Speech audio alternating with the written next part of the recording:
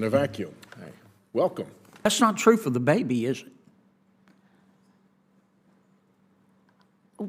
Well, first of all, I would refer to a fetus. There is no economic justice for the baby because the baby's dead, right? I don't really know how to answer your question. I don't think it's a difficult question. You're using really inflammatory language to talk about a medical procedure. I thought we were here about protecting mothers and killing babies. Women of color, especially black women, women of color. Women of color, particularly black women of color. Have you had any outreach from the Biden administration to help you in your programs? No. Zero.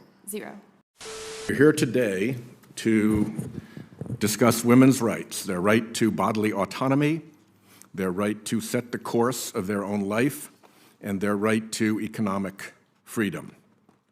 I hear often that the Budget Committee should only be concerned with debt and deficits, but any serious conversation about debt and deficits must also analyze threats to economic growth and stability. Debt and deficits do not occur in a vacuum. Welcome. They result from the fiscal decisions that we make and from what we do that strengthens or that weakens our economy. You are here at the invitation of my Democratic colleagues, is that right? That's correct. Okay. In his opening statement, my good friend Senator Whitehouse said, I want to quote, "Reproductive justice is economic justice," close quote. Do you agree with that? I might, as an economist, use the word rights, but yeah, I do agree with that. Okay. That's not true for the baby, is it? Well, first of all, I would refer to a fetus, not Yeah, a baby. but that's, well, a fetus. I refer to it as a baby. That's not true for the baby, is it? The evidence that I presented to you, Senator Kennedy, was evidence about measurable effects on the lives of women, families, Right, I and got children that who were part, but that's born. not true for the baby, is it? I'm sorry, I don't really understand Well, it's the not question. true. Let me be clear. Let me I'm back sorry. up. As an economist, I measure effects using data. I'm not here to talk about ethics, assignment of personhood. That's not my Well, but you role. said you agreed with the chairman's statement that reproductive justice is economic justice. There is no economic justice for the baby because the baby's dead, right? I wouldn't refer. I don't really know how to answer your question. I You know, would refer to was a the baby fetus. dead or alive? We're referring to a fetus. Okay, is the fetus dead or alive after an abortion? The fetus would be dead after an Okay, abortion. all right.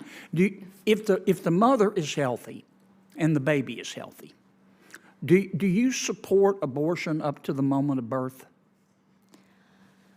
So I think that's a really hard question to answer because that just doesn't happen. You're asking me about something that simply doesn't happen. Well, I it's think- legal. I will tell you that It's legal in Vermont, New Jersey, Oregon, Colorado, New Mexico, Alaska, and the District of Columbia, and the Loon wing of the Democratic Party supports abortion up to the moment of birth. So, do you support that or oppose it? I don't think. Let me say, I'm here to talk about the economics of abortion. No, you're here as an expert. And I'm just asking you I what think you're you asking me a believe. question as a person, which I'll answer as a person. Okay, tell me as a person. I will tell you as a person that I have ambivalence about abortion. I will tell you as a person, I haven't personally had an abortion. And I will also tell you as a person looking at the evidence around me and understanding how complex the decisions are that people face. Okay. I'm just simply uncomfortable I got to move on, thinking that there's a Professor, 'cause I don't simple think answer you're that going to applies answer to my everyone. question. I trust women and their healthcare providers. It's real simple. You either support abortion for a healthy mother and baby up to the moment of birth or you don't. And I don't think it's a difficult question. How about you, doctor? Do you support, if the mother is healthy and the baby's healthy, do you support abortion up to the moment of birth? So, Senator, you're using really inflammatory language to talk about a medical procedure, and it's not a simple yes or no. Not to mention, when you make statements like that, you're erasing the grief and the trauma that my patients You're not are going to answer my through. question either, are you? It's not a question that I can think be I answered think I in know an your appropriate answer. way, I think I Senator. know your answer. Mrs. Ford, okay? Let's take a baby at 21 weeks. Hold up, Mike. This is a baby at 21 weeks, okay? The baby can feel pain, right? Yes, And the baby's pretty developed, right? yes. And do you know the name of the procedure that the doctor would use to abort that baby at 21 weeks? I'm not a doctor, but I believe it's a DNR, It's called dilation and evacuation. Is that right? as far as I understand, yes. Yeah. And first, the doctor would dilate the cervix, and then the doctor would take what's called the doctor would call it a Sofer clamp. It's really a pair of pliers with sharp teeth on the end. And without giving the baby any pain medication, the doctor would go through the vagina, through the uterus, and start tearing the baby apart. Is that right? As far as I understand the procedure. Yeah, and she might start with the legs and pull them out, and the arms and pull them out, right? And then she might go for the heart or the spine and just pull the baby out piece by piece. Is that right? Without giving the baby pain medication.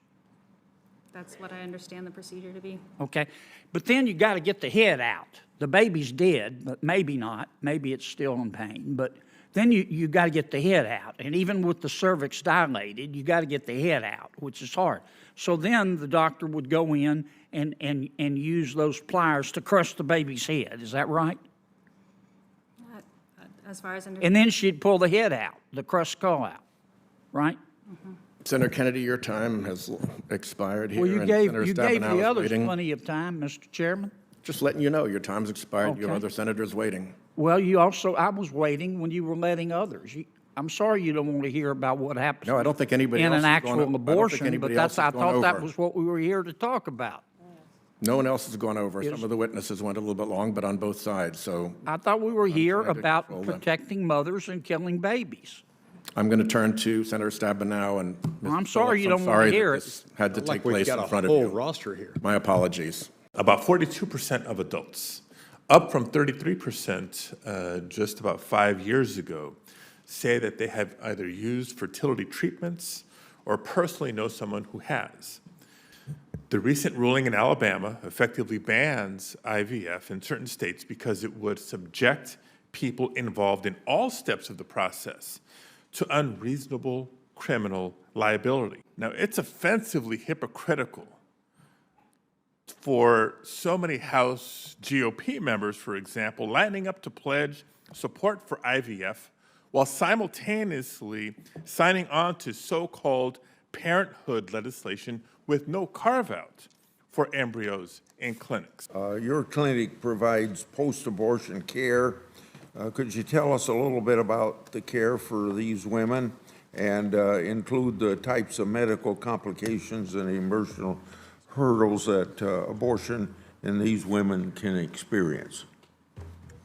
Yes, thank you, Senator Grassley. So when a woman initially comes to our clinic, one thing that we prepare them for is just what the abortion procedure will entail. We give them factual information on that, and we let them know what the signs and symptoms of complications may be so that they know if they need to seek care after an abortion.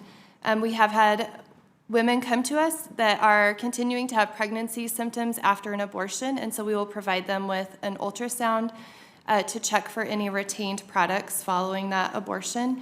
And if there are, they're at risk for infection, and so we will treat them with Cytotec to help them through that.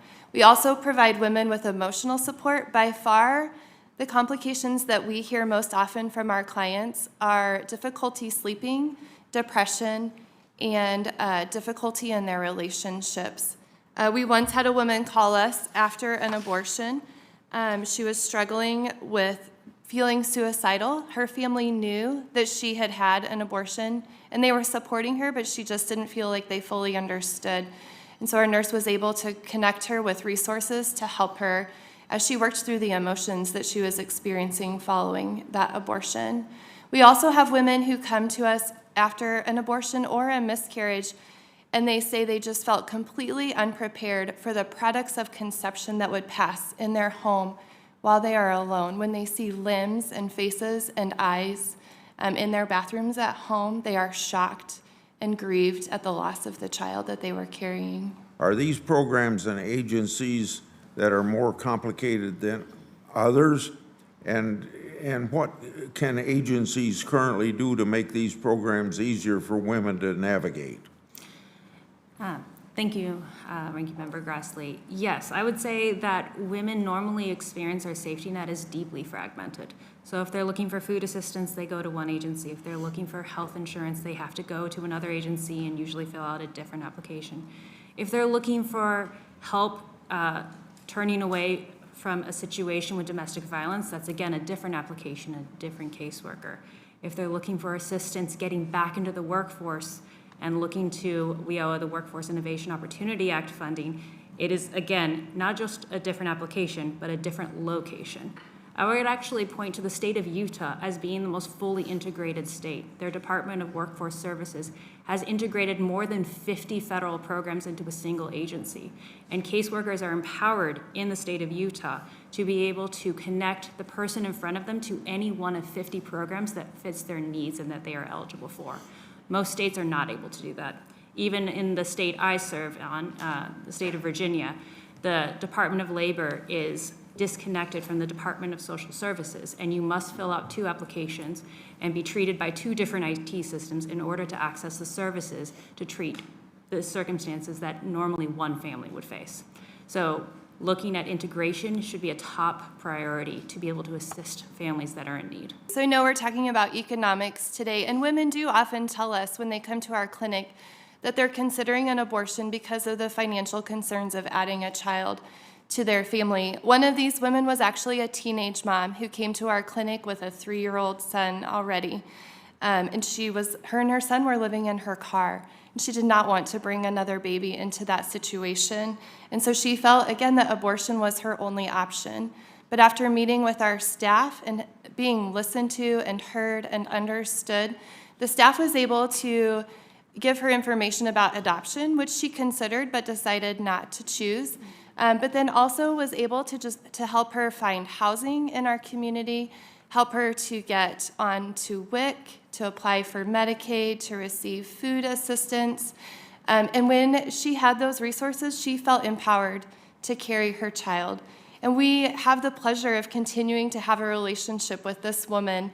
And the father of the baby initially was in and out, but he has chosen to be involved and to assist her. And just last week, we were able to help him find a job that has full benefits and will enable him to provide for his family. And so we are able to be that safety net for these women and children and men.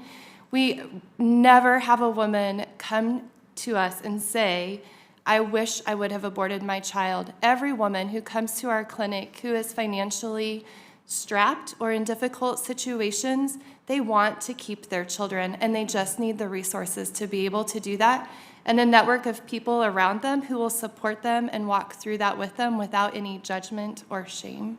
Can you talk to this committee again about the financial barriers that are out there for women who seek abortions, such as you had to do through no want in your life, but because that's what happened to you, and what that meant to you and your family when you were forced to go out of state all alone? Yes, and thank you so much for the question and the opportunity to continue to speak on my story. I will start by addressing the committee by saying pregnancy isn't a one-size-fits-all situation. Every pregnancy is different. Every reason to need an abortion is different. What my fellow witness over here explained did not apply to my situation. This was a planned for and wanted pregnancy, and unfortunately for us, it wasn't in the cards for us to bring that baby into this world. And as a low-income family, as you spoke, I was a single mom for the first 3 years of my daughter's life. I took 2 weeks off of work when she was born, unpaid, and had to go back because I didn't have any other option but to work to take care of my child. I actually started the in-home daycare and my home to be home with Miley because we couldn't afford the infant child care, which is about another mortgage payment in the state of Tennessee. Without the platform that I had online and without sharing my story, and thank God it went viral when it did, because without the help of complete strangers, I would not have made it to New York. I don't know if I would be sitting here today talking to you. Thank you. I really appreciate that.